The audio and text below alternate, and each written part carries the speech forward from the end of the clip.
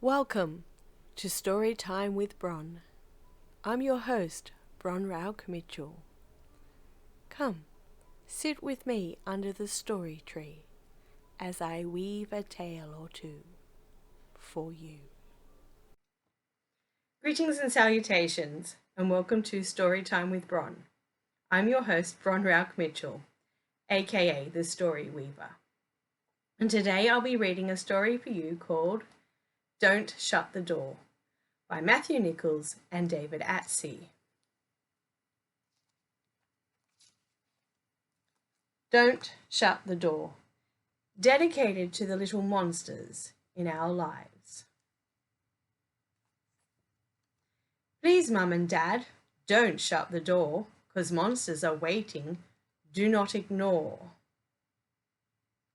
The warning signs, they're all over the place. The monsters are deadly, and children their taste. I tell you the truth, this is no lie. The monsters do wish to eat the juice of my eye. But not just the juice, in fact the whole lot. They'll eat from my toes to my nose, and it's snot. Yum. It's a delicacy they love, as you know. They will travel real far through sleet, rain, and snow just to have one taste or to eat us whole. They don't have no manners, no cutlery or bowls. They really are savages. Serious, Mum, Dad. Their terrible smells would make Nana sad. Cuddle me tight, big kiss on the head. I really don't want to wake up dead. So after my story, and you've tucked me in tight, please leave the door open. Please? All right. Do not play your game when you pretend it is shut, 'cause they know that it's not. No if, whys, or buts. Of course they're not here now. The door's open wide. That's how I like it. That's why I'm hoping that you don't shut the door. Not now, not ever. I want to stay alive. I'm not being clever.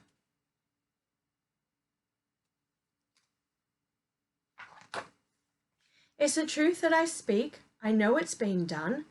The monsters attack. No lies from my tongue. Please leave it ajar, for if it does latch, the monsters come out. I can hear them now. Scratch. You know they sit there, listening and waiting for the story to finish, anticipating. It's making me scared. Please, listen to me. Can I have some water or get up to wee? I promise to be good. I'll eat all my veg. Please do not make me lie here in bed. Whatever you choose, you know what I want. Not a new toy or something to chomp.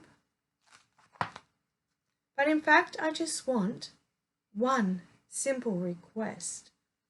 The door staying open. I'm pleading my best. Heed what I've said, for I told you what. Please don't shut the door.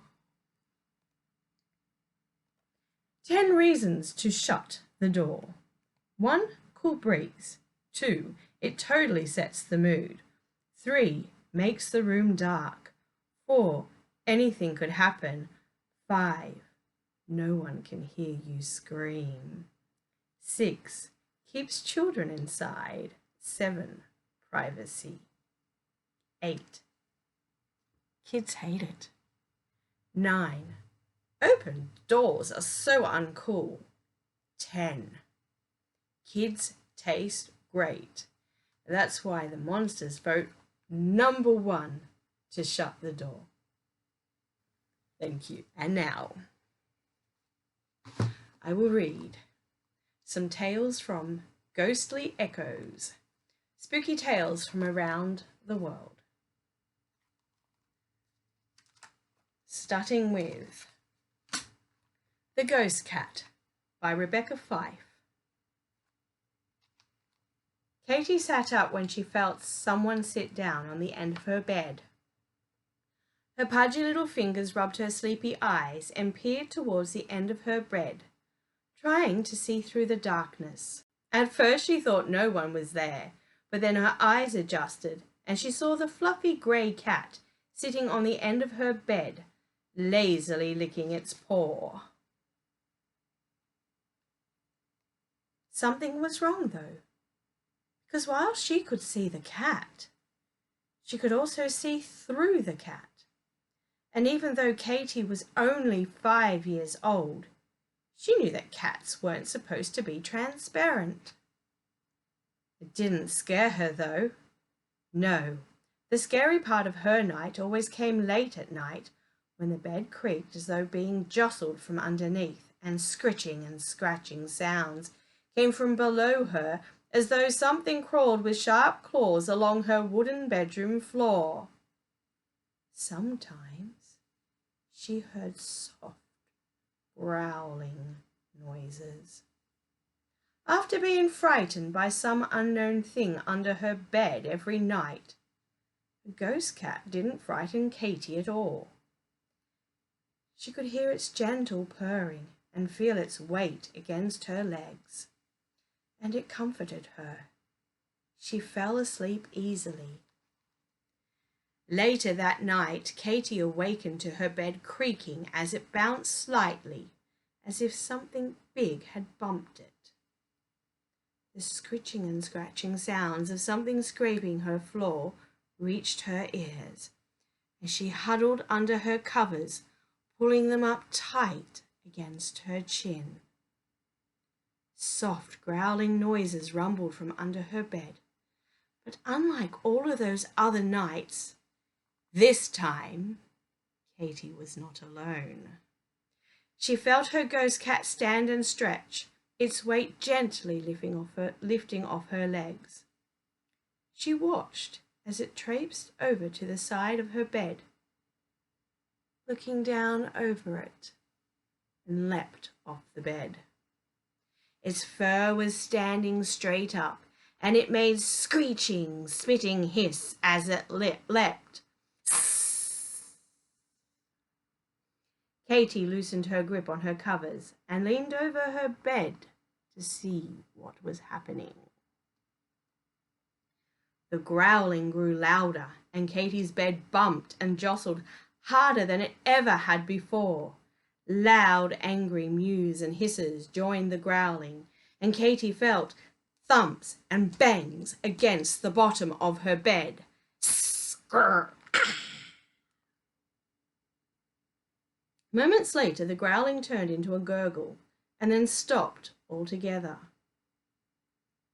Katie wondered what that meant for her ghost cat, but she leaned back onto her pillow again, pulling the blanket back up tight against her chin, worried. A soft thud sounded, and she felt a sudden light weight on her legs. Loud purring ensued, and Katie dared a peek down at the bottom of her bed. Her ghost cat was curled up, purring against her legs, asleep. No more sounds came from under her bed. Katie's ghost cat came back every night for many years, but the monster under her bed never returned. The Curator by Bron Mitchell. "Hey, Mike! Duck!" Mike ducked down, but it was too late. A heavy clod of dirt struck him hard in the side of the head. He sprung up and spun around on his heels to face his attacker. He spotted 3 of the O'Johnsons. They were a family of bullies who caused a lot of problems in the small village of Fallcliff. That was where they lived. The O'Johnson family were a large family. There were 7 boys, their parents, and an uncle that lived with them. Mike regretfully shook his head. He didn't have time to fight them. He was already late for school, and he'd been told by his head teacher that, if he was late again this week, he'd have to stay in after school had finished. He turned and jogged towards the school with the jeering taunts of the bullies behind him.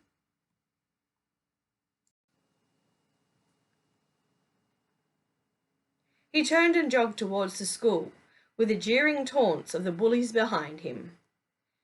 he came through the main street of Fyfe, he noticed several of his friends gathered around the community bulletin board, chattering animatedly.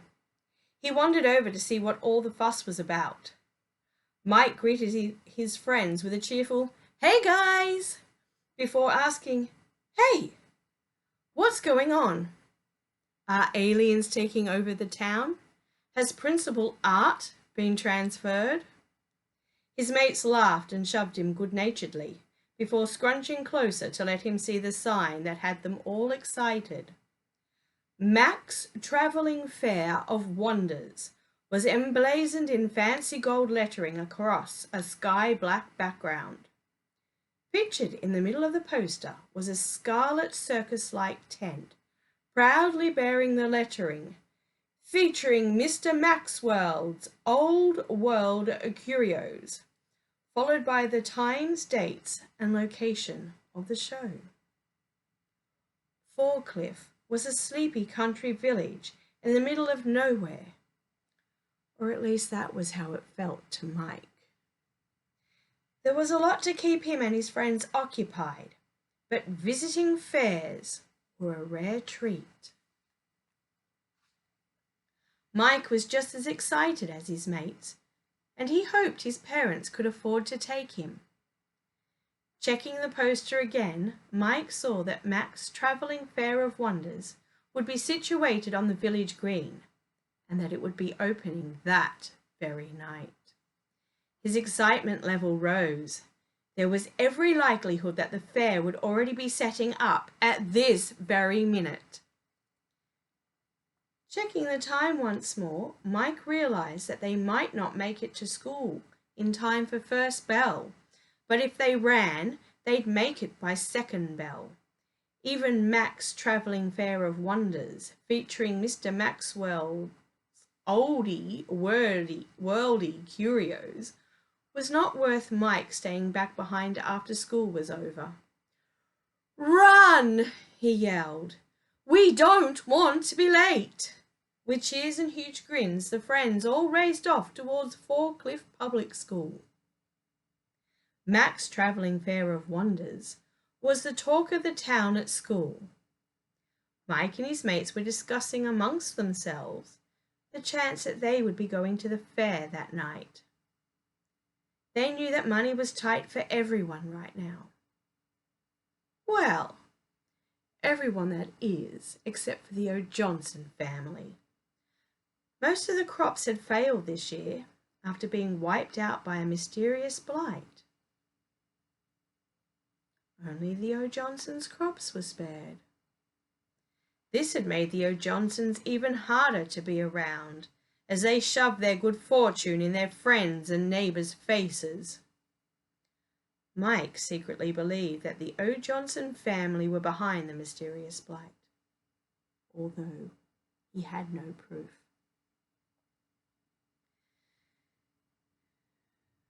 Mike had hoped to take a detour past the village green after school let out, to have a peek at the fair. But his hopes were dashed when he spotted his parents' old beat-up orange Dodge pickup, parked out in front of the school. "We were in the neighbourhood and thought we'd spare you the long walk home, especially since we know that you have a lot of homework to do and chores to finish." And here they paused, grinning like Cheshire cats. "Before you can go to the fair with us tonight." They laughed when they saw the impact of their words on Mike. He threw back his head and laughed like a madman.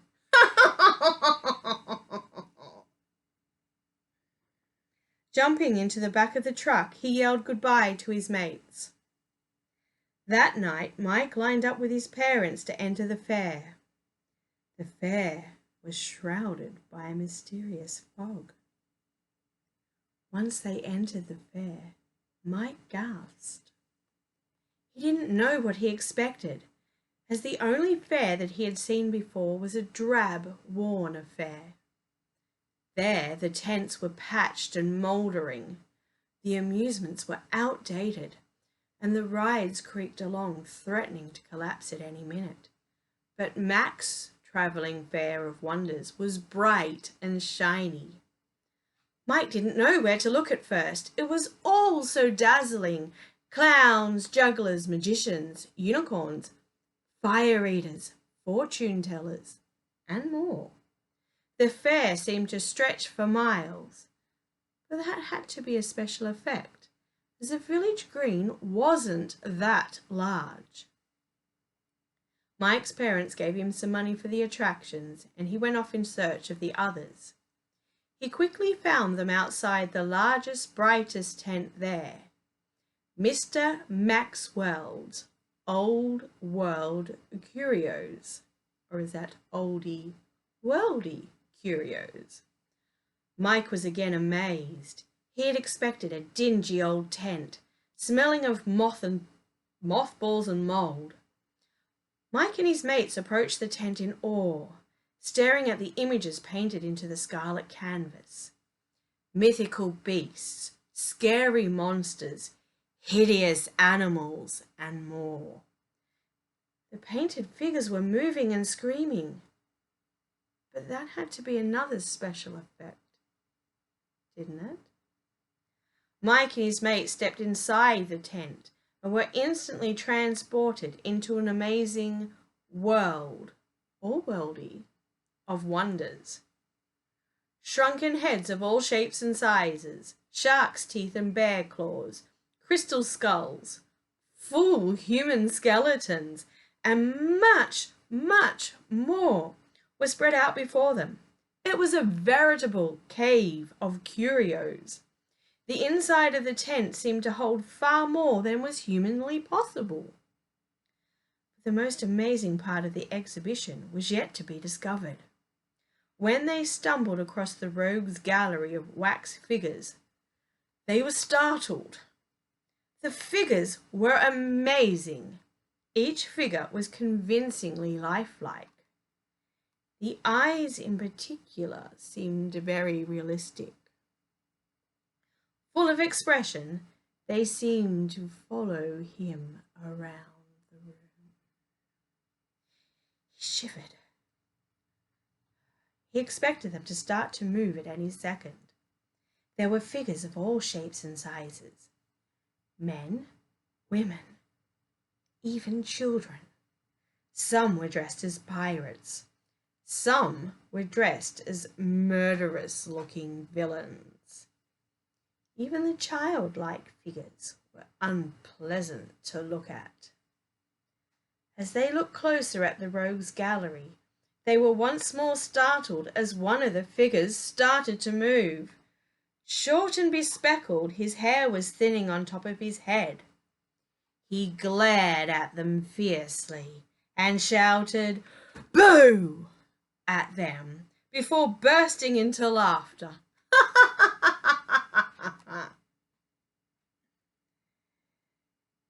The figure stepped away from the rogues' gallery and produced a bag of sweets from his pocket.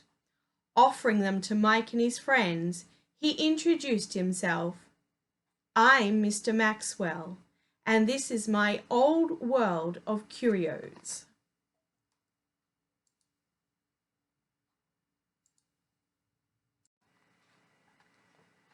Mr. Maxwell was a kindly old man, full of interesting tales, but it was hard for Mike to keep his attention on Mr. Maxwell, as he swore that the wax figures kept looking at him. Every time he turned back to the figures, they were in a different position. He then heard muffled laughter coming out from behind the rogues' gallery. It was one of the O'Johnsons, Ben, the youngest son. Ben laughed at Mike. "You should have seen your face. You looked like you were going to pee your pants." With that, Ben was joined by his brothers and they ran around the tent, teasing Mr. Maxwell, knocking into the display shelves and behaving as badly as they always did. A curious expression flickered in Mr. Maxwell's pale eyes, and Mike was scared. "Boys, would you kindly stop that?" Mr. Maxwell begged the O'Johnsons to stop, but they continued to destroy his tent. He tried again. "I'll have to speak with your parents about your behavior." But again they just laughed, running out of the tent and bumping into the crowd as they went. Mike spoke up. "I'm sorry about the O'Johnsons. They always cause trouble around here. And I think their parents are proud of their behavior." Again, that strange look appeared in Mr. Maxwell's eyes briefly. Then he shook his head, offered Mike and his friends another sweet, and started the job of tidying up. The boys assisted, chatting to Mr. Maxwell as they did. Mike had to keep rubbing his eyes as the wax figures still seemed to be following him with their eyes. Mike and his friends soon left to explore the rest of the fair. They didn't see any more of the O'Johnsons, but they did hear that the boys had caused a lot of damage to the various attractions. Mr. Maxwell had thanked them for their assistance and had told him that they could come back every night as his guest. Mac's travelling fair of wonders stayed for a few more nights. Each night, Mike and his friends dropped by Mr. Maxwell's tent, and each night there were new sights to see. The wax figures continued to scare Mike, but he felt silly. On the last night of the fair, Mr. Maxwell thanked them again for their kindness. "We are packing up tonight, so this is goodbye." He offered them all a sweet and paused to add, "Oh, there will not be any more trouble from the O'Johnsons either." And on that he retreated back into his tent. The next morning the fair was gone, and so was the O'Johnson family. The house looked as if they had just stepped out for a few minutes. Food was still on the plates, and the animals were wandering around looking to be fed. No one could explain their absence. Mr. Maxwell smiled, a strange gleam in his eye, as he adjusted the clothes on his new wax figures.